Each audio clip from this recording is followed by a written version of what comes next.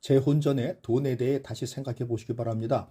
보통 재혼을 해서 다시 이혼하는 경우 초혼보다 법정 다툼이 더욱 치열합니다. 이유는 초혼과 달리 재혼 때는 각자의 자산이 처음 결혼할 때보다 많을 확률이 높기 때문입니다. 그래서 재혼한 배우자가 나의 재산을 탐내서 이혼할 때 내가 손해보지 않을까라는 걱정 때문에 소송이 치열해진다고 합니다. 처음 결혼해서 받은 유자료 또는 자녀를 키우고 있기 때문에 받는 양육비 등을 재혼한 배우자와 공동 재산으로 인정해야 하는지 아니면 개별 자산으로 판단해야 하는지를 두고 복잡한 고민을 할 수밖에 없습니다. 반대로 나의 재혼한 배우자가 매달 양육비로 처음 결혼한 배우자에게 돈을 보낸다는 이유로 불만을 가져서 못 견디고 다시 이혼을 하는 경우도 있습니다. 또한 재혼한 배우자가 매달 큰 돈을 벌고 있으면서도 생활비로 소액을 준다는 이유로 나를 믿지 못하는 건 아닐까라는 불신으로 참다가 다시 이혼을 하는 사례들도 많이 일어나고 있습니다. 영국에서는 매년 10만 명이 재혼을 하는데 대부분의 사람들이 첫 번째 결혼보다 만족하지 못한다는 보도를 영국의 타임스라는 신문에서 했습니다. 또한 결혼의 만족도는 초혼일 경우가 60%로 가장 높고 그 다음이 한쪽이 재혼인 경우가 50%, 제일 만족하지 못하는 사람이 두 사람 모두 재혼인 경우라고 발표했습니다. 이처럼 재혼을 했을 때 확률적으로 처음 결혼했을 때보다 불행할 확률이 높기 때문에 재혼을 고민하고 있는 사람이 있다고 한다면 재혼보다 서로 여행 또는 맛집을 다니시면서 단순히 남자, 여자 친구 관계를 유지하는 것을 추천드립니다. 나이 들면 내 핏줄인 자녀들과도 며칠 시간을 보내는데도 문제들이 생기는데 서로 다른 환경 속에서 살아온 사람과는 예상치 못했던 여러 가지 문제들이 발생하게 됩니다. 괜히 무리하게 재혼을 했다. 상대방의 자녀들과의 불화로 이혼을 하게 되는 경우도 많습니다. 재혼에서 자녀와 관련된 문제는 폭탄과도 같습니다. 상대의 자녀까지 진정한 사랑으로 이해하고 보듬어 줄 사람은 많을 리가 없습니다. 중년의 재혼은 특히 자녀 문제가 빠질 수 없는 상황이기 때문에 나와 상대 둘만의 관계가 좋다고 해서 무리하게 추진해서는 안 되는 것입니다. 결국 자녀들에게 그 관계를 인정받아야 사회적으로도 인정받을 수 있다는 것이 진실입니다. 또한 커플 같은 분위기만을 생각했다가 자녀들이 둘의 관계에 들어오게 되면 그때부터는 가족으로 함께 해야 된다는 사실도 우리가 기억해야 할 점입니다. 그렇기 때문에 재혼을 하게 되면 자유와는 멀어지게 됩니다. 또한 재혼의 목적이 상대와 같은지 생각해 보아야 합니다. 누군가는 어린 자녀를 돌볼 사람이 필요해서 배우자를 찾는 경우도 있을 것입니다. 또 어떤 누군가는 내 노후를 책임질 수 있는 재력이 있는 사람을 찾기도 합니다. 좋고 나쁜 것을 나누기 위한 것이 아니라 이것은 재혼이 사랑만으로 가능하지 않다는 현실을 말하는 것입니다. 생각하는 것이 서로 다르면 재혼을 정리하게 될 수밖에 없습니다. 주의해야 할 것은 나의 자존감이 낮은 상태라고 해서 상대와 나의 관계를 갑과 을로 규정하면 안 된다는 것입니다. 스스로를 을의 위치에 두지 마시고 또한 자신이 갑이라고 생각하는 사람과 연애 중이라면 헤어지시기 바랍니다. 시작이 그렇다면 좋은 결혼 생활을 할 수 없습니다. 내 옆에 있는 사람이 떠날까봐 전전긍긍하게 되고 항상 끌려다니는 만남을 지속하고 있다면 그 관계도 정리하는 것이 좋습니다. 나를 존중하지 않는 사람과는 만날 이유가 없습니다. 혼자가 된 많은 중년들이 인생을 살아보니 단점도 있지만 장점도 많다고 합니다. 어떤 사람은 현재 자신의 삶을 꽃길을 걷고 있다고 표현하기도 합니다. 적당하게 일도 하고 취미를 찾아 즐기고 또 건강을 위해 운동도 하면서 지낸다는 것입니다. 한 번 이혼을 겪어봤으니 두 번은 더 쉬울 것 같지만 10배로 어려운 것이 두 번째 이혼입니다.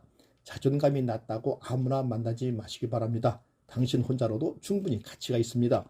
재혼 전에 돈에 대해 다시 생각해 보시기 바랍니다.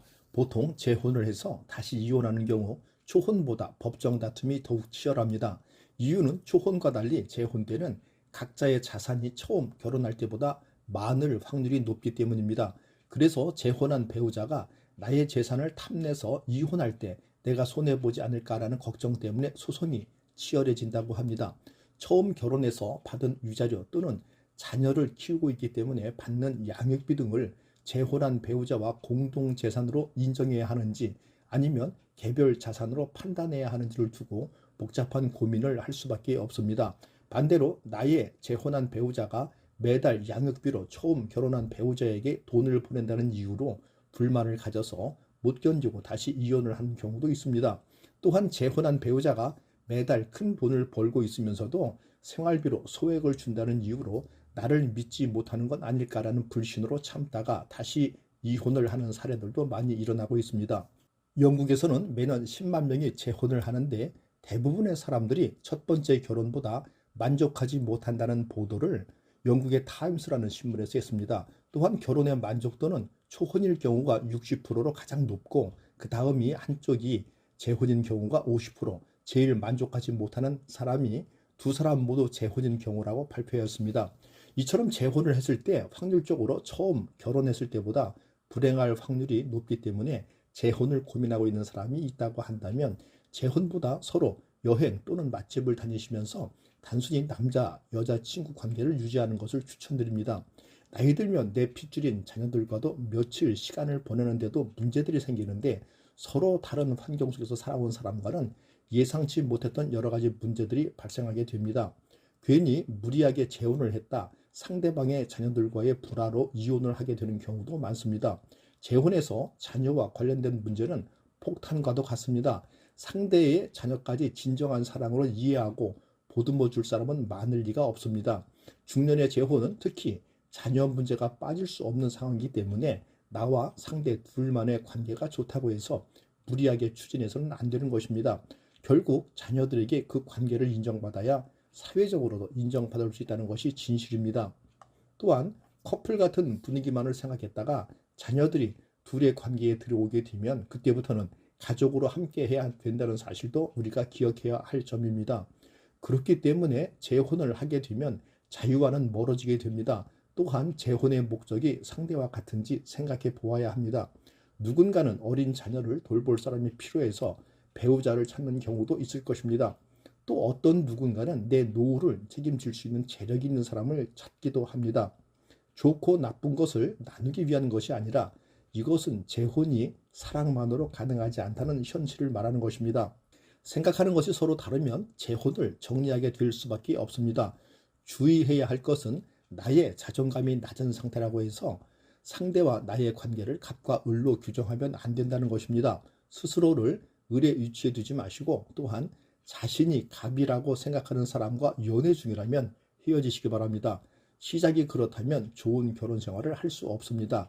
내 옆에 있는 사람이 떠날까봐 전전긍긍하게 되고 항상 끌려다니는 만남을 지속하고 있다면 그 관계도 정리하는 것이 좋습니다. 나를 존중하지 않는 사람과는 만날 이유가 없습니다. 혼자가 된 많은 중년들이 인생을 살아보니 단점도 있지만 장점도 많다고 합니다. 어떤 사람은 현재 자신의 삶을 꽃길을 걷고 있다고 표현하기도 합니다. 적당하게 일도 하고 취미를 찾아 즐기고 또 건강을 위해 운동도 하면서 지낸다는 것입니다. 한 번 이혼을 겪어봤으니 두 번은 더 쉬울 것 같지만 10배로 어려운 것이 두 번째 이혼입니다. 자존감이 낮다고 아무나 만나지 마시기 바랍니다. 당신 혼자로도 충분히 가치가 있습니다. 감사합니다. 굿라이프 인생 후반전에 마이스로 닥터이었습니다.